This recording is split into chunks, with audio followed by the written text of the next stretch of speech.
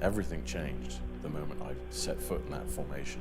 I was struck by this real feeling that I was not alone, that there was something there watching us. It really did feel like this is not part of your everyday world. This is an interloper. Do you know what I mean? I'm reminded of a man who came from France, and he said to me, my job is I do tours to the old ancient sites, and I take people to the Sinai, to the mount there where Moses, saw the burning bush.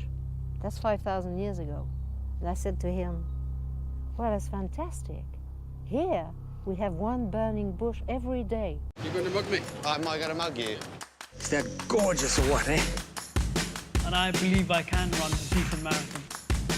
Download Veely now. This circle, which became known as the pi circle, after it was decoded by a retired astrophysicist, was the beginning of the investigation for us. It made everything else possible.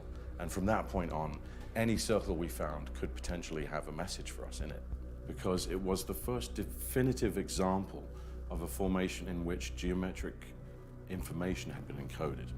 In all the millennia of human history, pi's never been expressed in 10 slices that way. The idea behind it was almost more special than the actual execution of the design itself.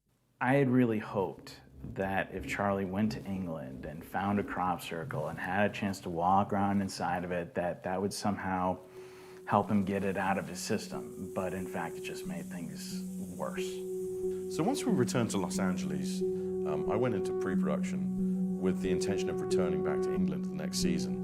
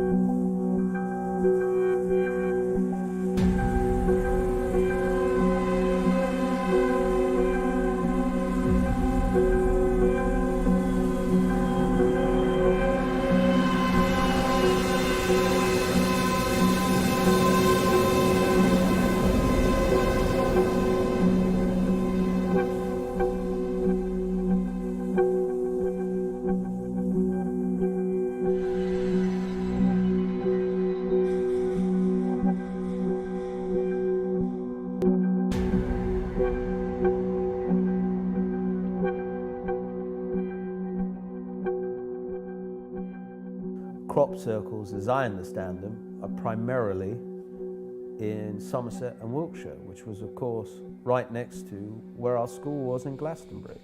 Glastonbury in itself, I think we all felt there was a very special feeling, for want of a better word there.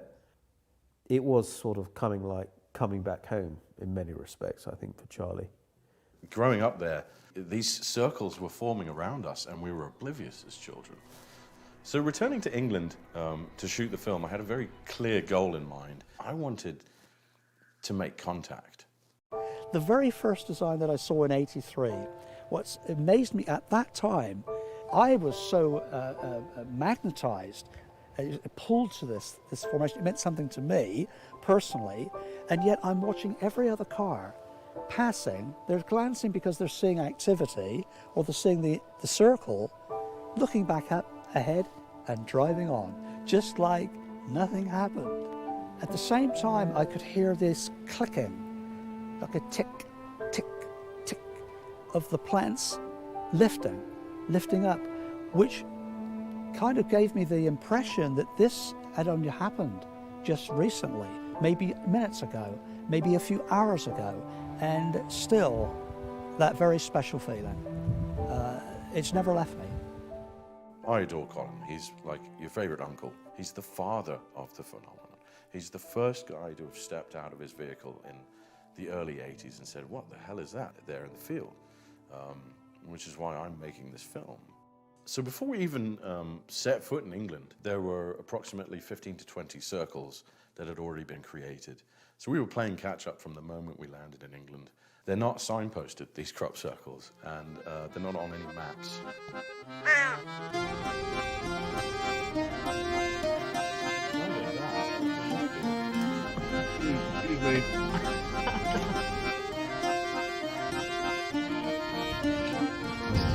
Where's the farm? That's what we want.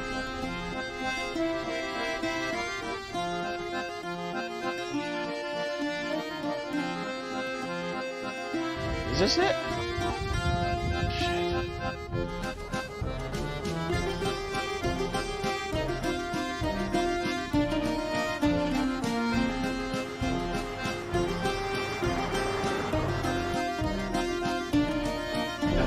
Back to the, which one? I don't think it's in this field, guys.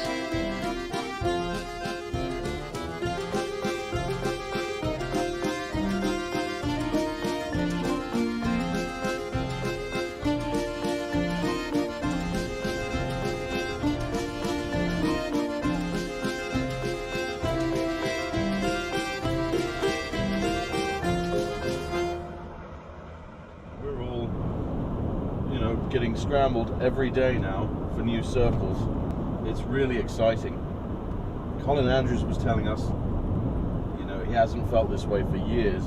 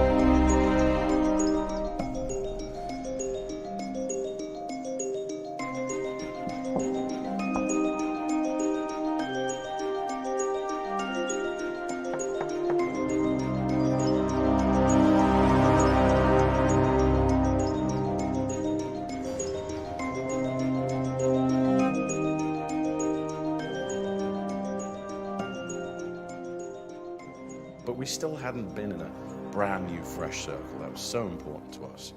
Previous visitors have destroyed a lot of the physical evidence that we need. How was this circle made? What are the mechanics of the lay of the crop? You can't do that. It's like a crime scene. You can't do it if you show up and it's already become a tourist attraction. The question of who is making these crop circles, that's of course what everyone wants to know. We can speculate, and there's a lot of speculation. Now, we have the tendency to look outside of ourselves. We have done that throughout the ages. When you go to the crop circles, many people will do the same thing. They will point outside, it's ET, it's coming from another planet, another star system, and it's going to help us.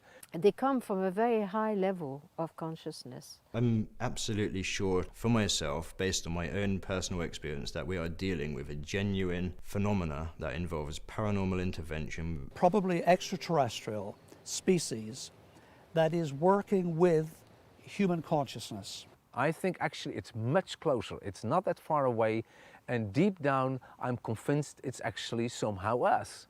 It can be us from the future or from the past, but it's on a very deep level. We're talking to ourselves. Now, crop circles really is a very difficult thing to talk about sensibly without sounding like you're a complete lunatic, because they are very odd things, and of course most people just default to the they're being done by people, so therefore there's nothing very odd about them at all. All complex formations are made by people. They're inspired, or some of them are inspired by something other than human intelligence, but I don't think that any of the flattening of the corn is done by anything but stomping boards. Wiltshire really is the epicenter of the crop circle phenomenon. The farm that gets hit the most with crop circles is owned by a family called the Carsons. Crop circles had only really been documented in the media throughout the late 70s, 80s and, well, just into the 90s at that point. However, I've got family members, living family members, who were on this farm years before I was born, who remember seeing them. The circles that we saw starting in the 50s and probably going on into the 70s had absolutely no tracks going into them, so it never occurred to us at that time that they were man-made. Well, this hoaxing business, it just goes on, you know, and clearly we have to look at it. Do I know any hoaxers? Yes, I have met a few. Generally, they're not the people who I would assume can make these patterns which require geometry that a number of mathematicians find hard to even draw on a bit of paper. Some of the ones we were looking at in the early days were extremely well thought through and well designed. And using those principles again and again does require a certain amount of deliberate attention to detail that I doubt someone stumbling around in the middle of the night in 4 hours of darkness on a wet British evening without leaving muddy footprints all over the place could possibly pull off. I have been there when some of the most beautiful, complex designs have been constructed. I know all the tricks that are used to do things to say, oh, that's impossible. You couldn't possibly do it. The ambient light is extremely limited. It's not easy to work with a person next door to you, right next to you, let alone a quarter of a mile away from you, working on some geometry that you're constructing. These guys that make the crop circles know exactly what they're going to do. They don't have to talk at night, they don't need flashlights at night. They just go and bang, they do it. And we are told from virtually whoever looks at this in the biology field that there are changes that cannot be replicated by human feet. The BLT research team from America, they did a bit of research and they found that they went to a crop circle site where one had appeared the year before. And so they went back to that site just to have a look at the field to see what was going on there, and found that all the crop there was growing much stronger, had more yield. So something during the creation of the crop circle, or just the crop circle being there, had actually stimulated the corn and the crop to grow better and to produce more yield. When I germinated some of these seeds, notice the control here. You got plants that are short, very short. Here are the formation plants.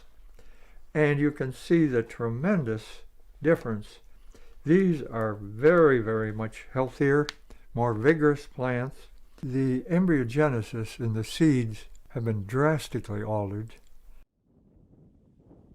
So for about 25 years, hoaxers had a monopoly on crop circles. But there is one element that we find in some circles that completely negates the hoaxer angle. It makes them effectively redundant.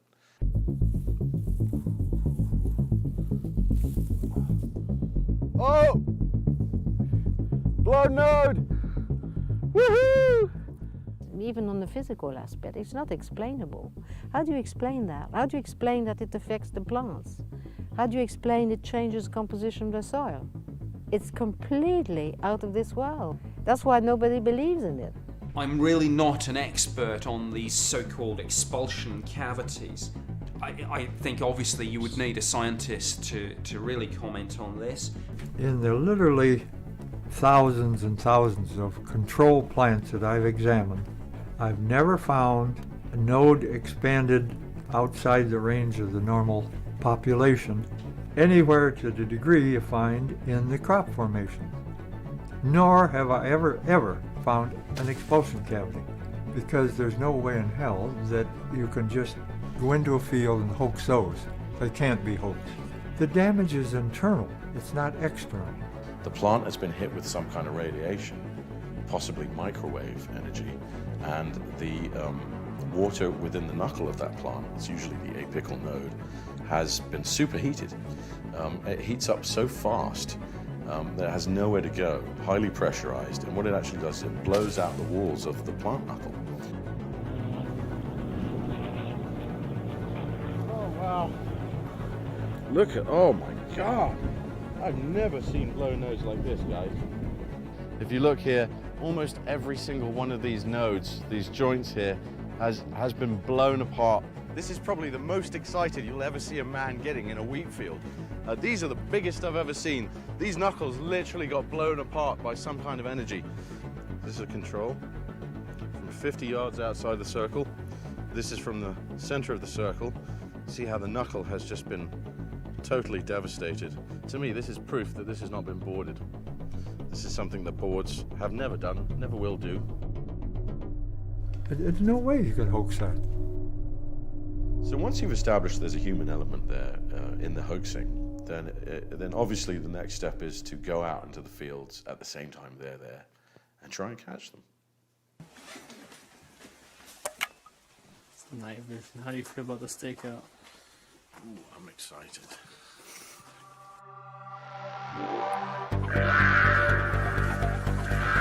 This is stakeout. Looking for hoaxes or aliens.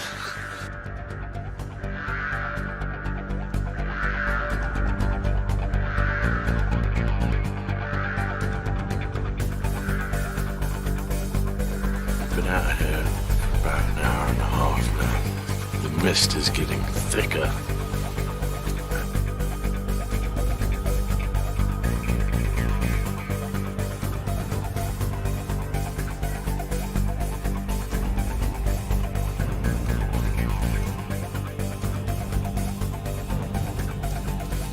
Good morning. This is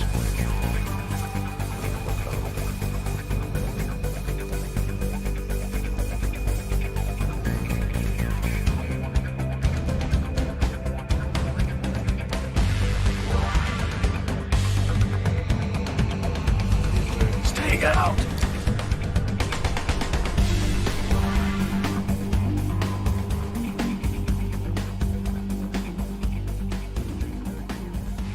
We managed to catch some sheep on their way to breakfast. That was stunningly fantastic. But other than that, we stuck it out. We did the whole night. Can't ask for more than that, and we'll keep at it until we find them.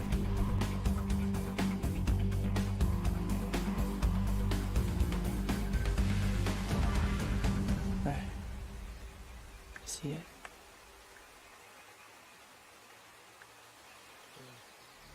It's a crew. I see about 4 people. They're stomping or something. There's two sets of twos, man. I'm gonna head them off. Keep your eyes peeled.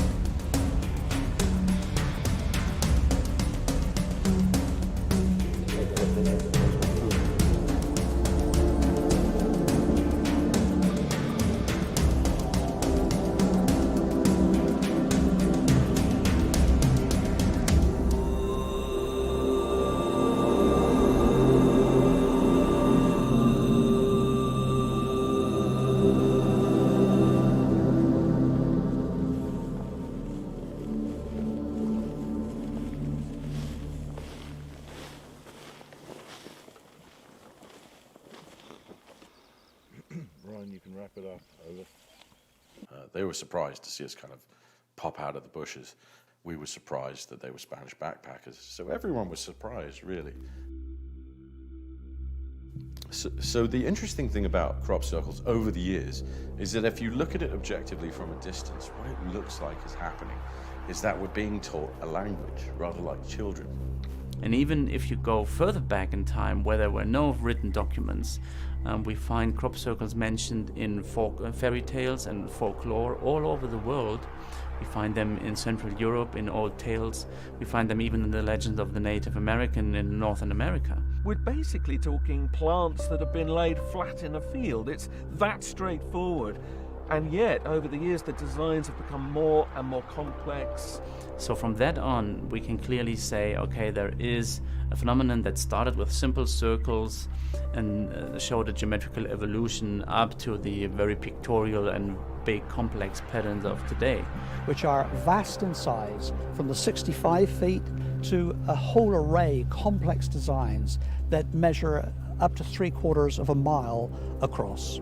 And the bit that I find really intriguing is the fact that I'll fly over there at 7 or 8 o'clock in the evening and then come back in the morning and there is a large formation that can be 300 or 400 feet long, and it's very, very complex. Could it be extraterrestrials trying to make contact with us?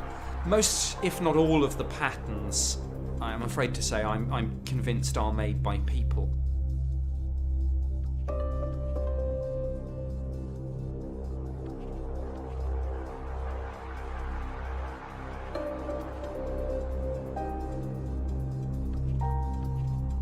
It's ironic that Peter arrived in England about 15 years prior as a believer in crop circles, and people describe him from that time as being a very joyful, loving, happy-go-lucky individual, which is very different from the somewhat tragic figure we bumped into when we went to England. I hope that Peter comes full circle and is able to find the wonder and mystery in that part of the world again. When you make a circle, let's say like Barbary Castle 2008, which you told me you were involved in, did you actually... Oh, last year, yeah. Yeah. Did you actually, how did you come up with that design? I'm sorry, we're on camera now. I can't claim to be involved with the illegal I see. crop So circle. you didn't make that one?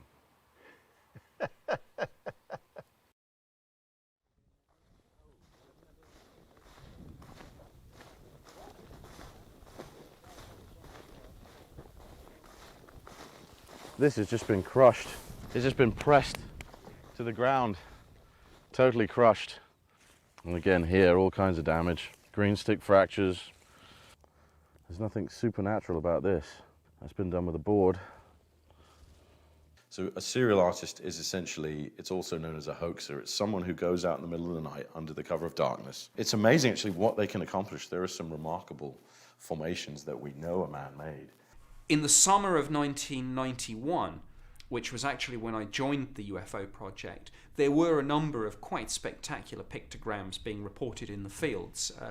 The storm broke, I guess, in the autumn of that season when the Daily Express ran a front page headline exposing the activities of two amiable chaps, Doug and Dave, who effectively put their hands up and said, "We did it. We've been hoaxing the world. We are the two guys who've been making these crop circles with planks of wood, bits of string, and a sight made from a bent piece of wire on a baseball cap." When people say all crop circles are made by those two old blokes, Doug and Dave, the first thing we say today is, well, one of them's been dead for over 10 years. So it's probably not him now. And the formations they made for cameras were very unimpressive, very messy. They really bore no resemblance to the level of complexity that we had been used to seeing and that they were claiming by insinuation. While I was in Wiltshire, I decided to reconnect with some very dear old friends who I'd grown up with in the area, and we decided to do that in a crop circle. In hindsight, probably not the smartest idea given what transpired.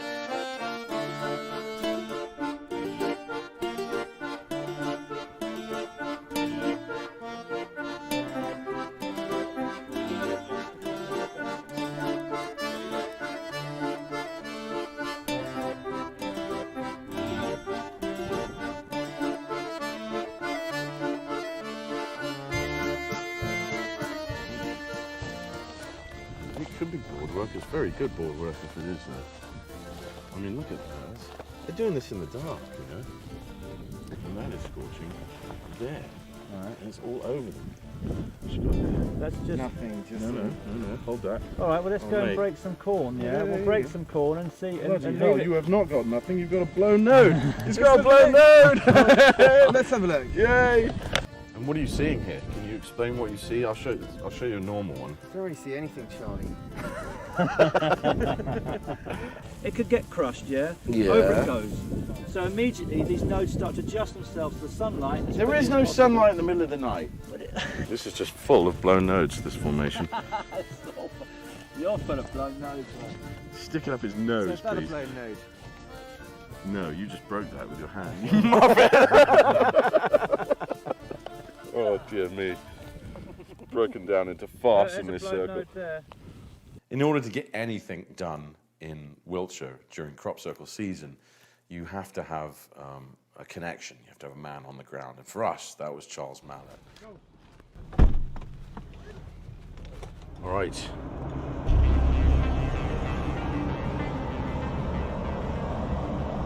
So this formation here that we're about to enter, this was made for National Geographic TV last night in the construction team of humans. This was their attempt to show that people can make crop circles, and by implication that will suggest that all crop circles are man-made.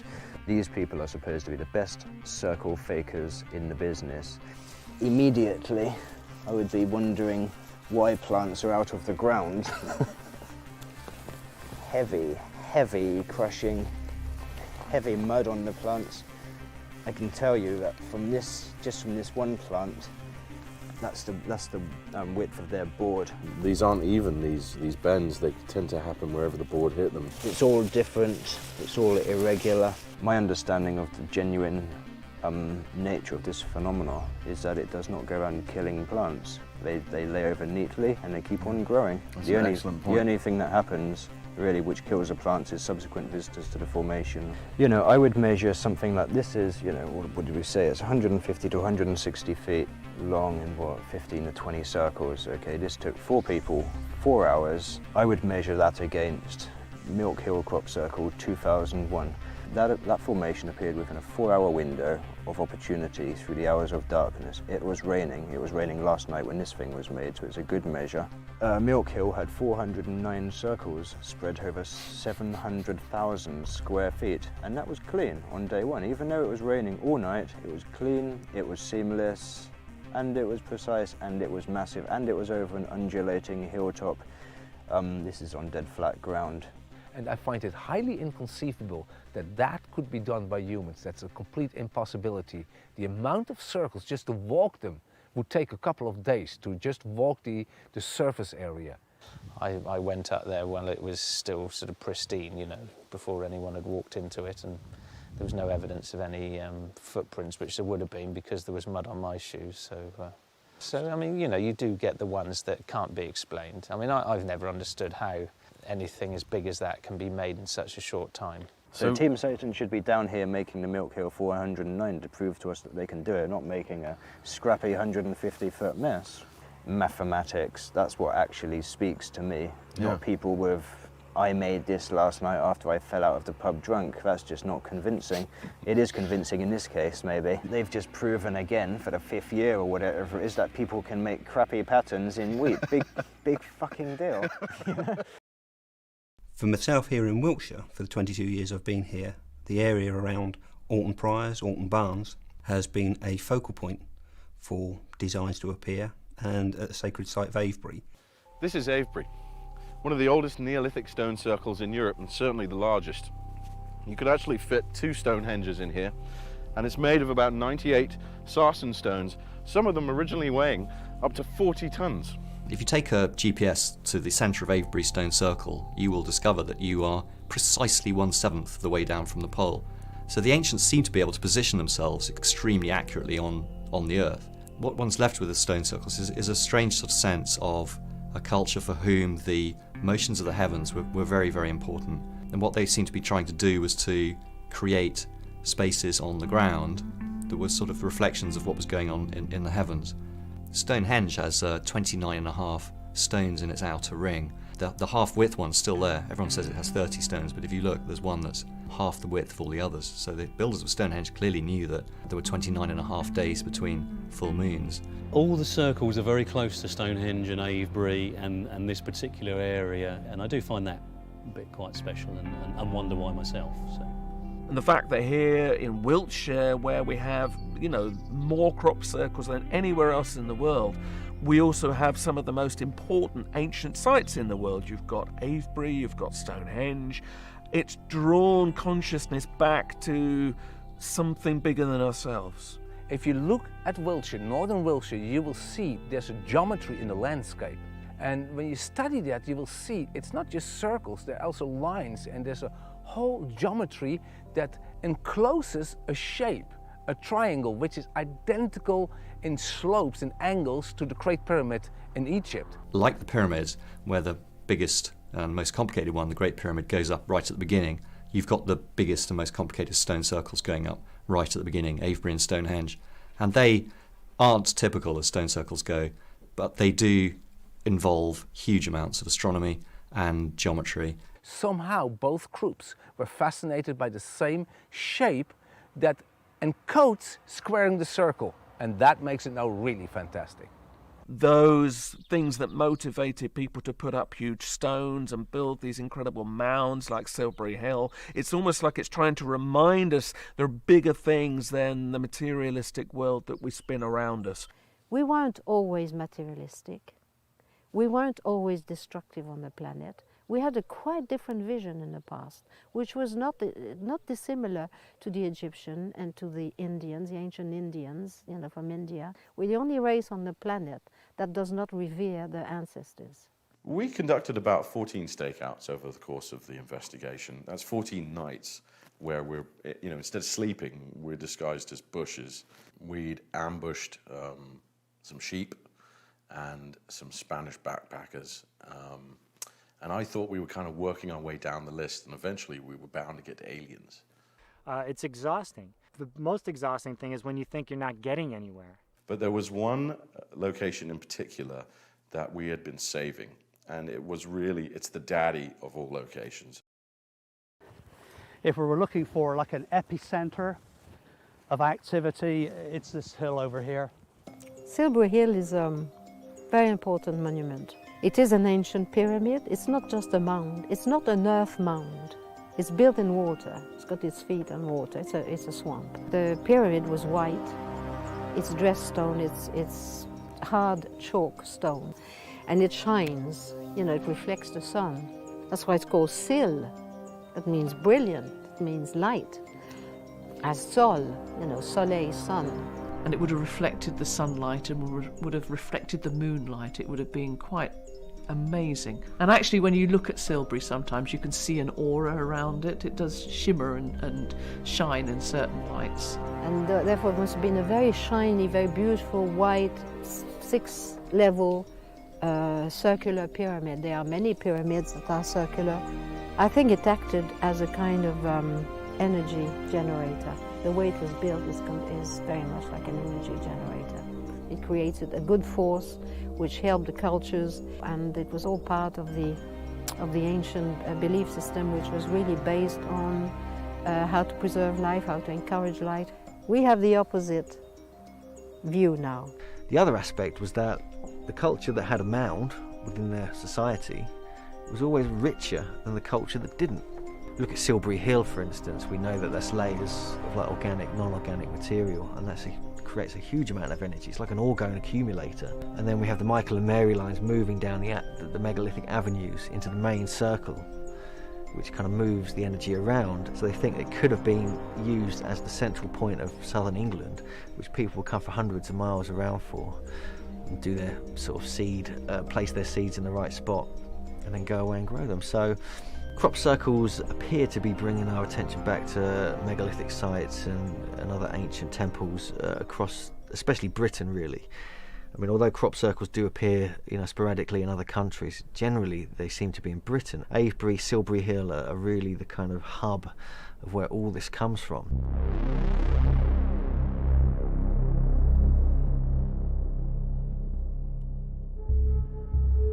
I had a dream. One night I had a dream. I had a picture of Silbury Hill, and in the corner of it, as those watching on television, there was a little calendar flipping down with numbers, and then it stopped on a particular day. I think it was 26th of July or something. I may be completely wrong. And I thought, I wonder if there's going to be a crop circle that night at Silbury Hill. Climbed up Silbury Hill. There was another guy up there. This was interesting, from Alaska. He'd had a dream that there'd be a crop circle at Silbury Hill that night. In the crappie world, things like this are not unusual, and you tend to sort of take them in your stride. And sure enough, as dawn broke, there was this vast great crop circle in the field opposite Silbury Hill.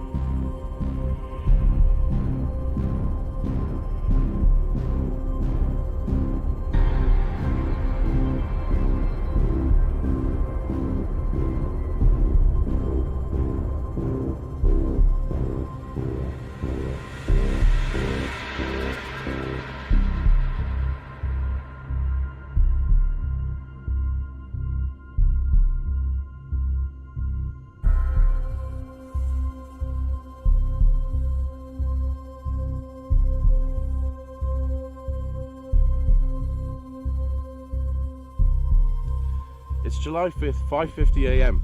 We were staking out Silbury Hill last night. We had 2 men up there and 2 men on West Kent at Longbarrow. And as the light came up, our cameraman on Silbury noticed this formation. We didn't hear anything, we didn't see any lights, and we're pretty sure this is new and we're the first people in it.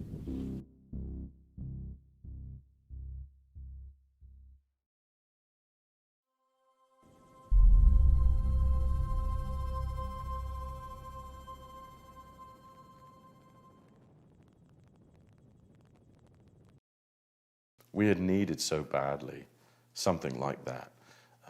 And here we had a brand new circle that had literally, crept under the radar while we were looking the other way. It just appeared seemingly. But we still don't really know what we've discovered. To this day, I don't know what it means. But we thought, well, potentially if this is something that is some form of communication from anyone, we should try and make contact ourselves, which had always been the plan anyway. And to do that, we brought back Peter Sorensen. How good is the man who claims to have made the Pi Circle?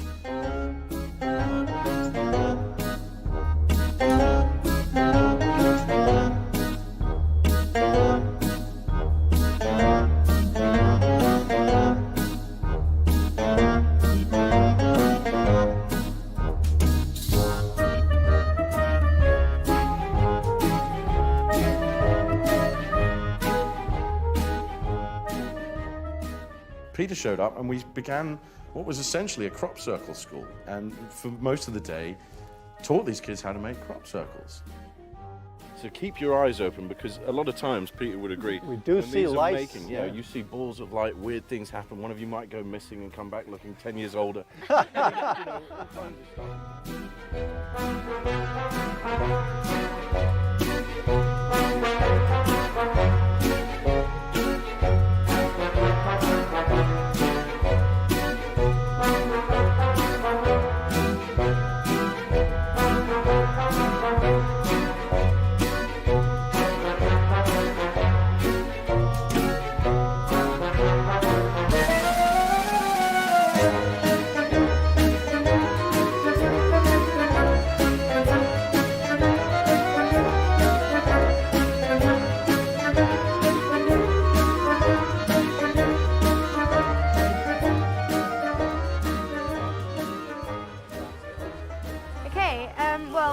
We are out here making crop circles with this lovely board here.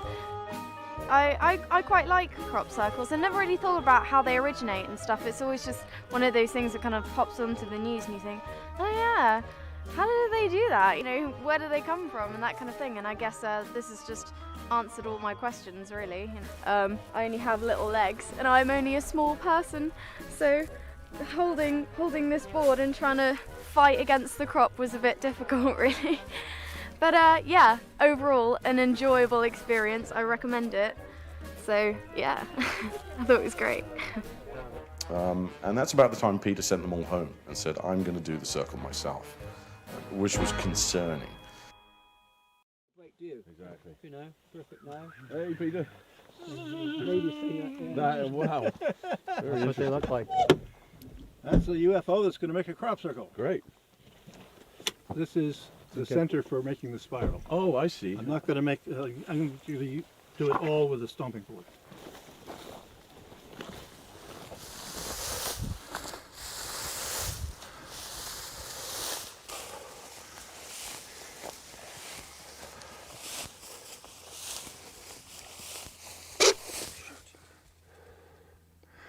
Oh. It hasn't moved.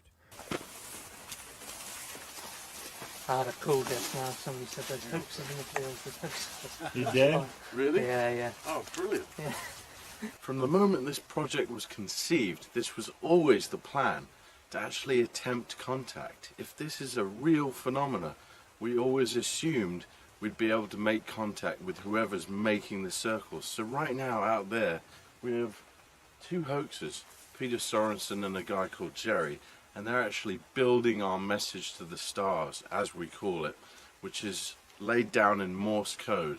And it's actually grid coordinates and a time for us to meet whoever's making the real circles.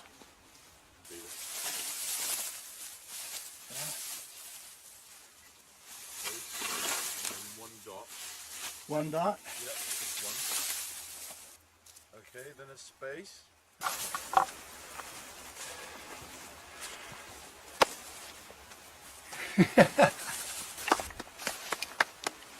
Nice one.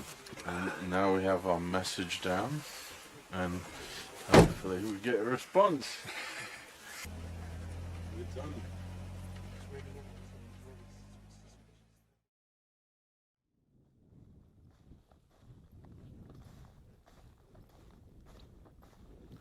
So here we are, the morning after, having constructed our message in the crop. Now the idea is to wait and stake out this location on Wednesday morning to see if we can get some kind of reply. The only problem is, we laid this down in the middle of the night in Morse code. I'm hoping we didn't say anything too offensive. From the road you can't see this circle. It's completely concealed at the foot of Woodborough Hill, so the only people who really know it's here would be up there.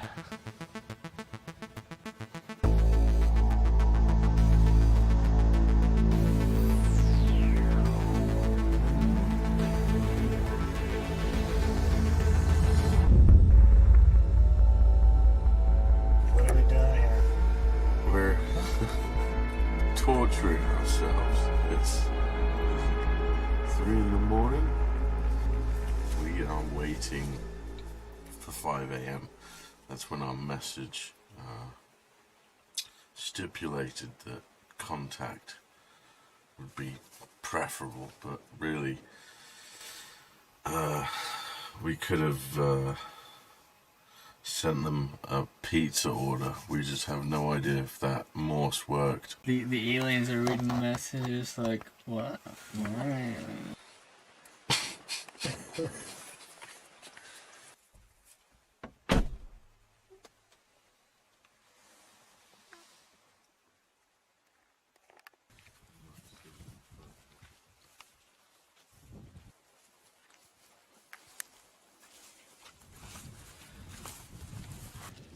It's hard to say what really went wrong with the message to the stars, chiefly because none of us were ever actually able to read it. And I think that goes for any potential aliens as well. If anything, all we did was encourage aliens to invade. Certainly from their perspective, the planet's inhabited by dyslexic morons. I've come to the end of my stay here in England. And I have to say, after 2 months, the crop circles have left me emotionally, physically and mentally drained. I was sick of my every failure being carefully documented and replayed to me ad nauseum and things of that nature. It was too much, too personal, and I felt a lot of pressure. Like everyone was always watching me, waiting for me to make a profound statement or have an epiphany or lead them to the answer, and I didn't have a fucking clue.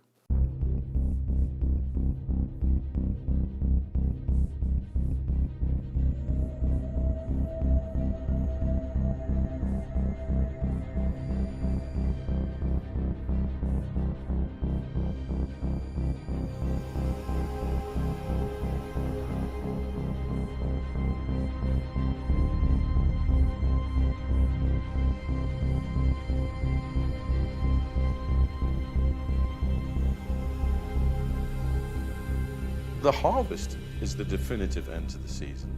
It literally sends you home. That's the end. Crop circles are temporary works of art.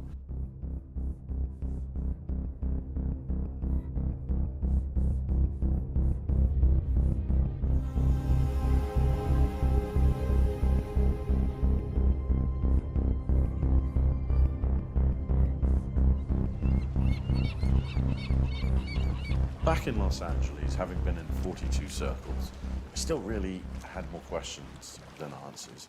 All we did have was the knowledge that at least one circle in the last 2 years, the pi circle, had encoded real mathematical information. And so I had to start looking retroactively at every crop circle ever photographed to see if perhaps there were other codes latent within those designs. And that was a pretty fruitless endeavor, and it went on for a couple of months. And then everything changed.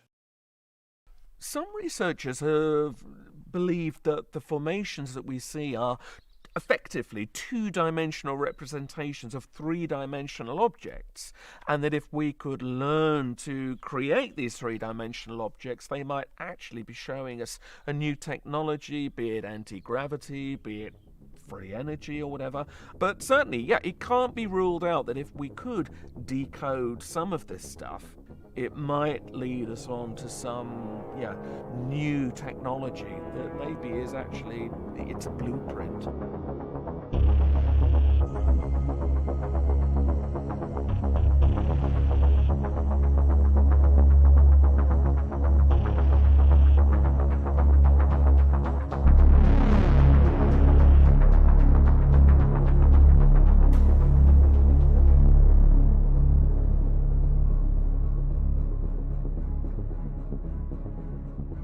I was contacted by a mysterious inventor by the name of Nikola Romansky, who sent me a very strange email.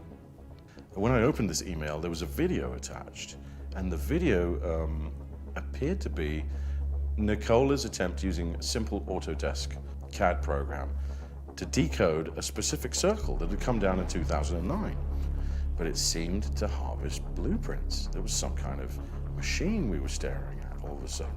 And of course, my next question to Nikola was, what kind of machine do you think this is?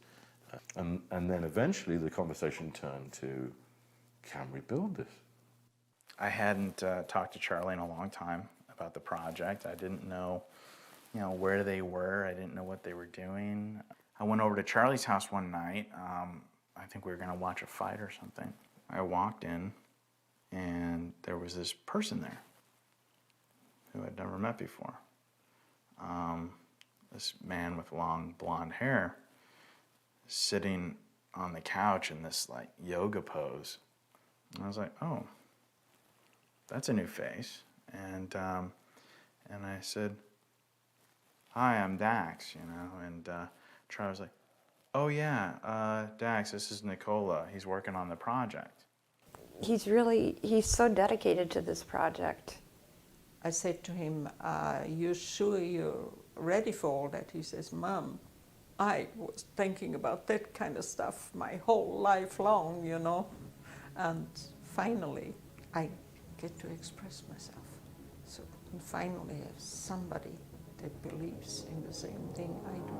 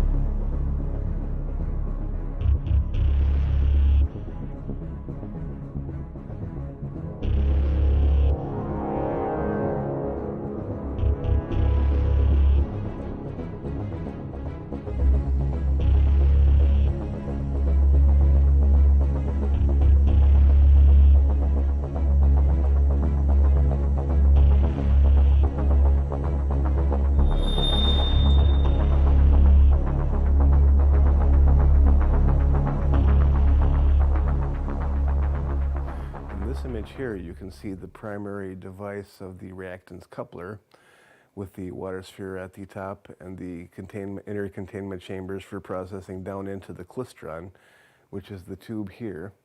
And then you can see the field which comes off the klystron through the tachymetric converter, which is the green circle at the very center there. In here you can see the sacred mean to establish the geometry, which is something that is a direct correlation with information decoded from the crop circles. Overall, the dynamic is basically a power plant for alternative zero-point energy, and some people might effectively call it also a light-speed engine. I was on the phone one day with Charlie. I asked him how the machine was going, right? And he freaked out. He's like, don't say the words the machine. I said, don't say the words the machine. He's like, stop doing that. When you're trying to build a device that is essentially an alternate energy source, potentially, you kind of want to keep it on the down low, just in case it works. People tend to disappear. when they do this, when they challenge oil. I mean, it was a matter of life and death. They were convinced, you know, that they could be killed for trying to create this free energy device, right? That big oil was somehow going to send commandos, you know, through the windows with machine guns. And so I asked Nicole, I said, what should we call your machine? And he said, easy, we'll call it sweet potato. I said, of course, it's sweet potato. I did ask Nicola why the machine was designated sweet potato, and he said because the last one was called Queen. So there you go. It's pretty clear as far as I'm concerned. Finally, it was time to actually build the thing. You know, the talk is over. Time to build whatever the hell this is. Let's get busy.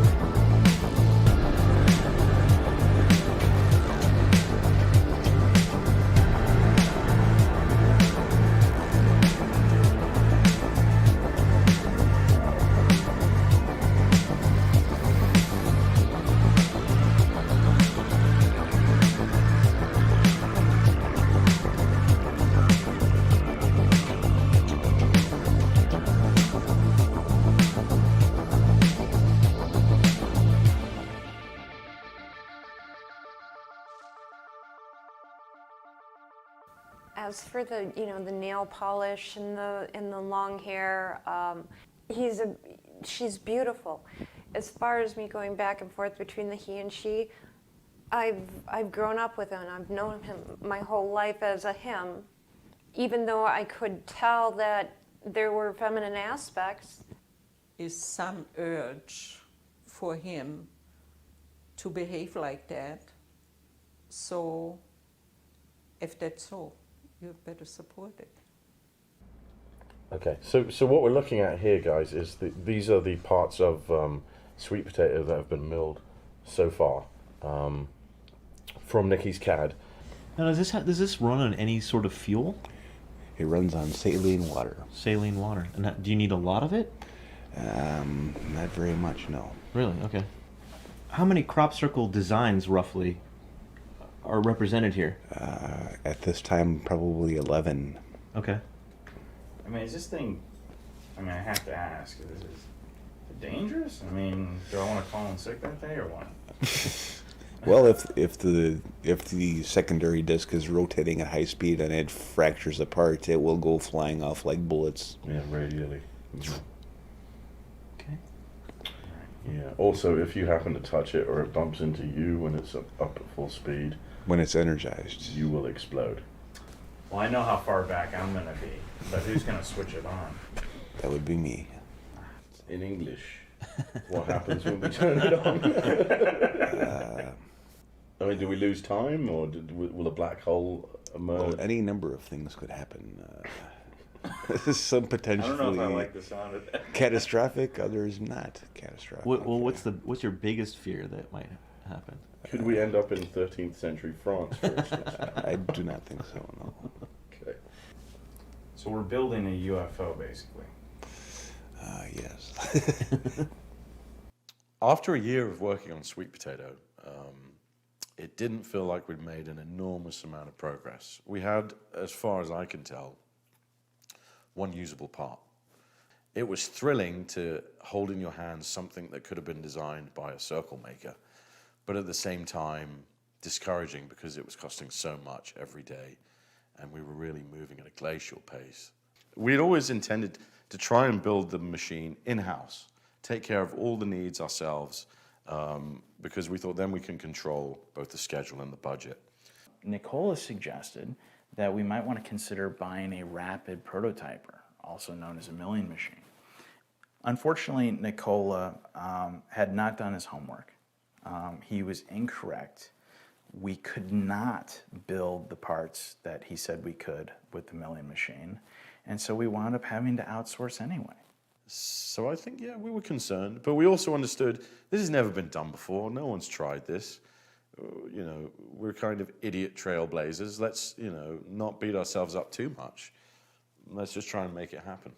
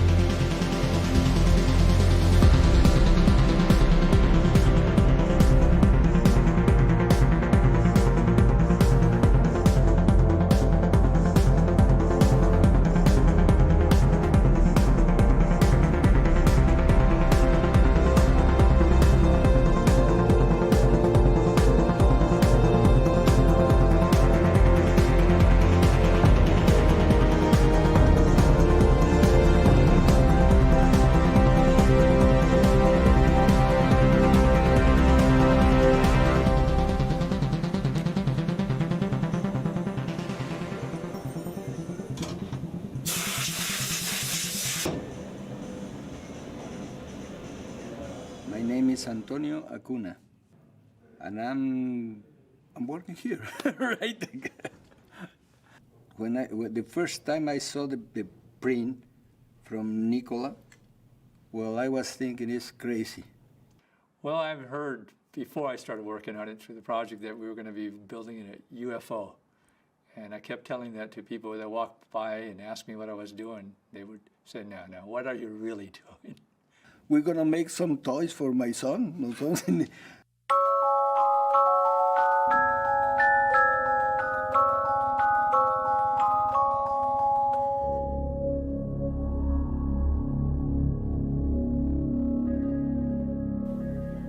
Charlie, good Jim, to see you. Good to see you, my How friend. you been? I've been good. I've been good. Looking forward to this for a long time. Yeah, come on back. Excellent. Originally, I just had basic geometry, but then as I asked the computer give me dimensions, it will find errors, and it did. Your initial radius had two different centers, which would cause a skew into your rotation. Okay. So when we identified that, then that's where we were looking here, and you can see they're both coming from the same center. Yeah. And if you guys hadn't caught this, we'd have serious problems with wobble on our rotating discs. And you could have had clearance issues because it might have been going out long again. Right. So what's the next step, Jim, from here? Now I can use this file and give it to my operator, send it electronically, and now all the math is done. So all they're doing is just forming their toolpath.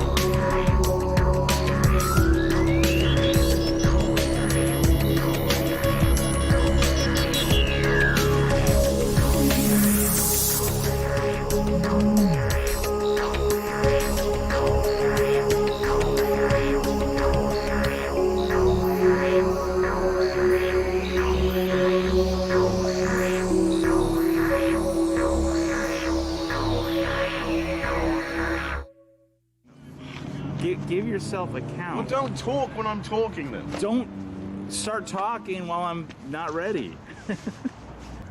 It's December 8th, 2011. We're here at Rytec in Simi Valley, where we're going to pick up one of the most important components of sweet potato, a piece known as the secondary plate.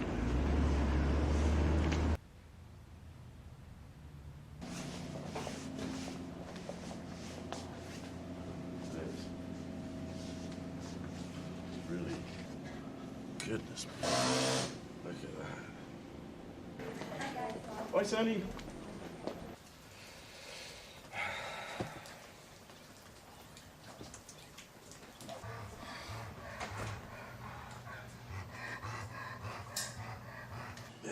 I've done this for a long time, but there's one where you can.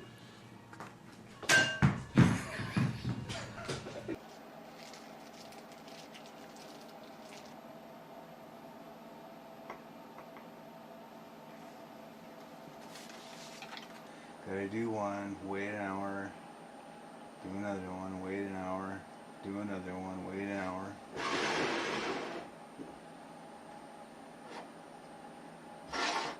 Is that fully seated in the groove? No, it's the torsion swinging it out.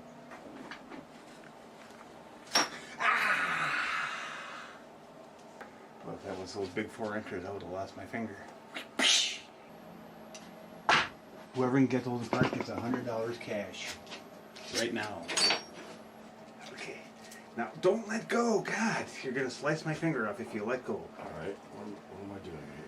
Okay, when I say pull, pull. I got no. Okay, stop. Watch your fingers. Okay, let's see. Put it in a vise. Haha, you did it. Sweet. Congratulations, man. December 15th, here we are at Rytec to pick up the final parts for sweet potato. Hi.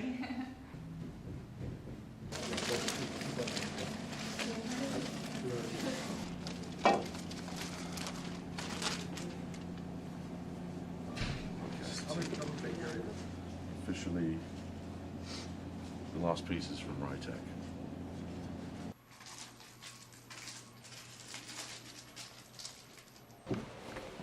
Yeah.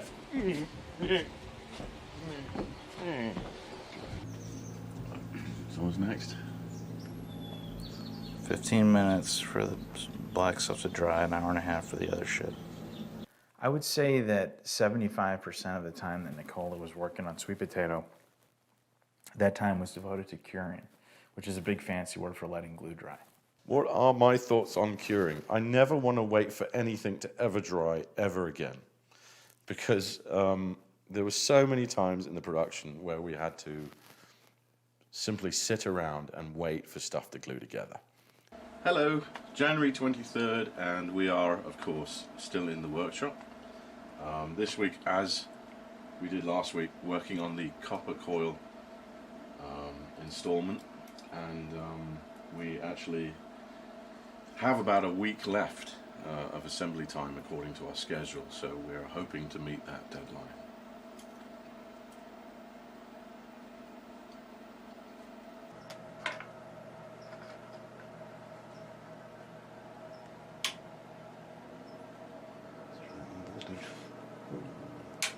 Whoa. What just happened there? Too much voltage. Jesus. Well, if you say the deadline's a week, that's cutting it really fucking close. I don't think I can do it. Seriously. Well, that's always been the deadline. I mean, this is not a surprise. Well, it bothers me because it's like I'm very concerned that I can't make the deadline. Well, how far off the deadline do you think we are? I cannot say for certain. Yeah, honestly, Nicole, like I'm not even mad. I'm just like, how are we gonna finish? Yeah. on And time? the other thing is, that's starting to come up on me too. It's like, so let's figure out right now how we can do it. Look how far you've gotten there. Do you really want to do? I mean, no, I don't. Give yourself the best fucking. It's so close. Give yourself a chance, Nikki. There was a tremendous amount of tension, and we were all very worried because we realized we were running out of time. Is there anything, again, though, that we could do? I mean, do you need help with anything? Yeah. Somebody you can solder for a day.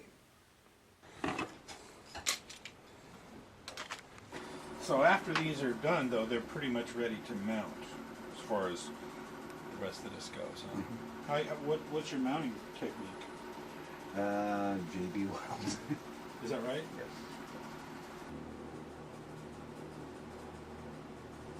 None of it worked when I first came on board. There was nothing working.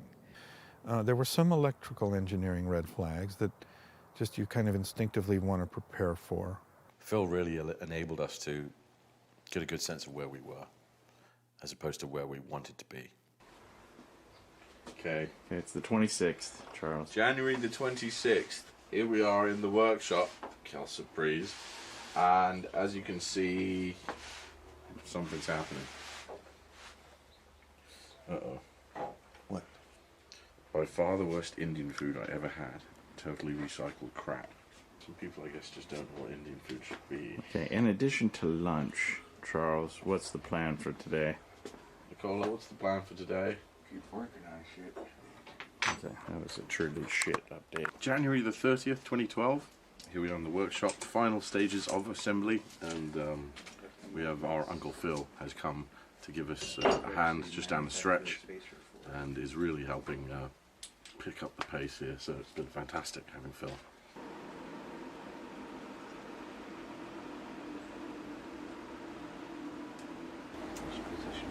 Oh, isn't this? Oh, yeah, that's why it's not going on. It's not plugged in. Brilliant. Look at that. Oh, crikey. So the vapor goes through that copper tube? It will go through the copper tube from the tube that comes from the compressor. Gotcha. And then it hits the spark plug and is ignited into plasma? Correct. Okay. Got it focused? Stay outside. And hold up, and ready to go? Yep. Nothing. So here it is. Have we? Nothing. Right. Okay. Check these connections to be sure. Just in case something's going on. I have to go now because the cops are coming, so. Just try this, I'll be right. Yeah.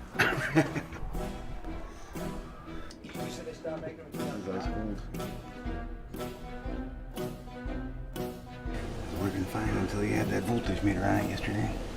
Yeah, but it worked after that, right? Right? Mm-hmm. Right.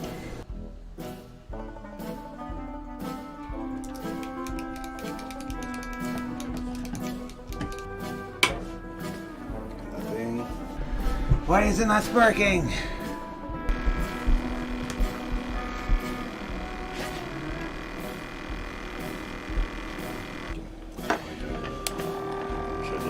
Yeah, right.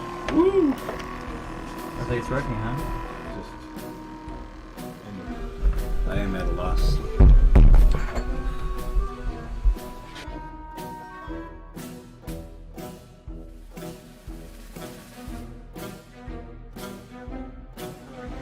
So if we see explosions today, that's a good thing. That's a good thing. If they're small and don't take the room out. Before you touch it, you should always have me power the power down. Yeah, that's a good idea, I think.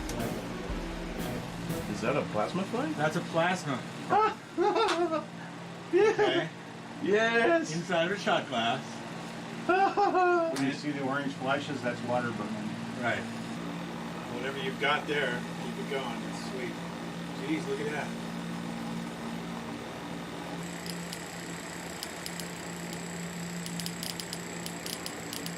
When we saw that little orange spark, there was a real reason to celebrate. The day started with the plasma ignition system firing, which was a first. So the core, the heart of sweet potato, had actually briefly started to beat. That was thrilling. So you can imagine my surprise when, after going home for the day, I got a call from Charlie that evening, and he said that he'd shut down the film. I remember walking Phil to the car at the end of the workday and taking him aside and saying, how close are we really to testing this machine? And he said about $100,000 and several 100,000 more volts. You know, I kind of came to the conclusion that maybe filmmakers shouldn't be doing this. I then asked Nicola, and he said 6 or 7 more months on the project. And I was actually told by the investors that there was no more money forthcoming. So it was a very simple decision. We had failed. It was over.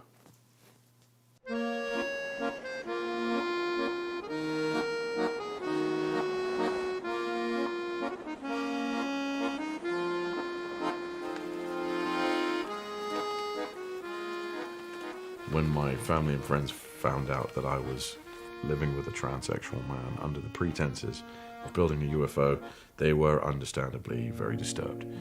Yeah, people tended to think that I had gone off the deep end and come out of the closet at the same time. There's enlightened, there's esoteric, there's wacky, and then there's plain nuts. And the question is, where is Charlie in this scale? Obviously, it could have been better and it could have been worse, but I think for all intents and purposes, I didn't do that badly. And I sympathize with him because he's a human. At the end of the day, it's heartbreaking for him too. If there's something that you believe in, you have to, fight the good fight and find out. And even if people are going to question you and ridicule you, you keep fighting for the answers. And what lessons did Charlie learn from this documentary, And will he become more militant and more esoteric in his beliefs going forward? Or will there be some humility and acknowledgement? That, to me, is a more interesting process.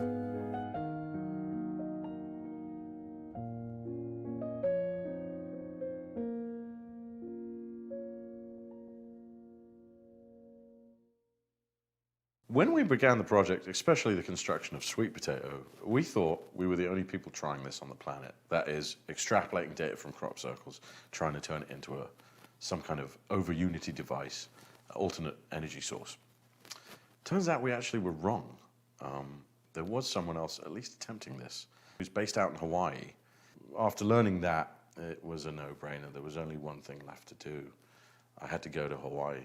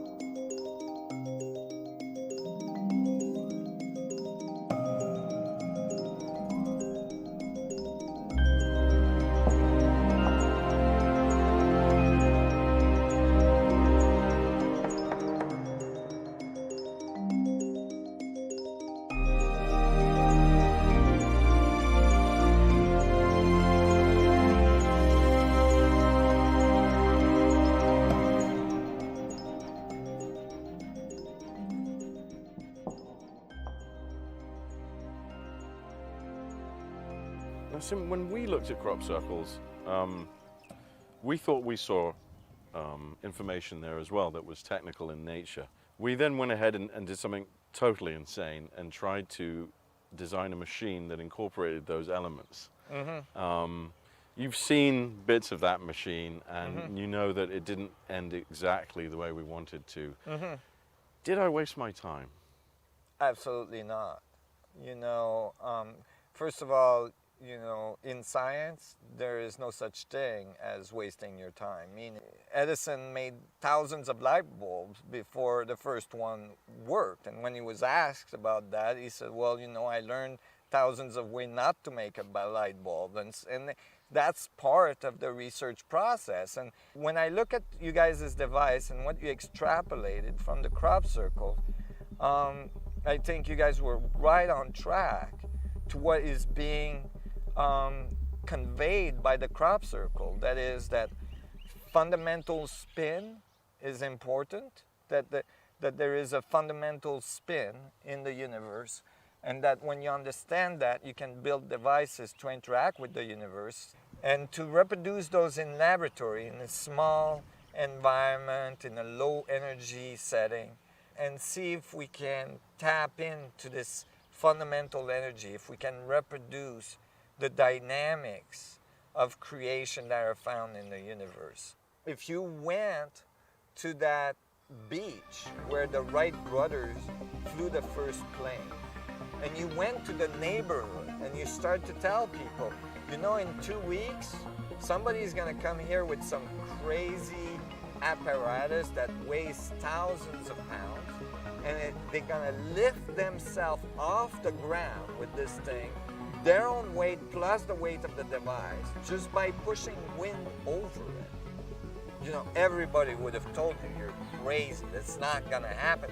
In fact, at the time, hundreds of physics papers were published in the mainstream scientific community categorically proving that that could not be done. And even after it was done, it was called a hoax for years by the scientific community, which said, you see, here is the calculation, that cannot be done, therefore this must be a hoax. You know, it's a little bit like that today. You know, it's hard for people to visualize what it would be to have gravitational control, to have, you know, a car that levitates. Success of our civilization, I think, weighs in the balance.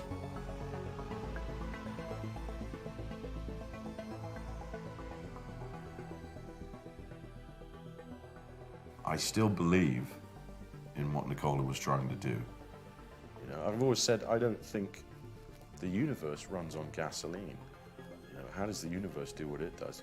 If we can look at that and replicate it, imitate it, perhaps we'll have success there in terms of alternate energy sources. And even if it isn't it worth one idiot, you know, wasting his time to find out? I think it is. So this is where our journey has to end, in the middle of the Pacific. It's a long way from the Pi Circle of Barbary Castle. And some might say it's all been a giant waste of time. But I like to believe that we're one of Edison's 1,000 light bulbs. As I speak here on the beach, the circles are appearing again in Wiltshire. Perhaps this time it'll be your turn.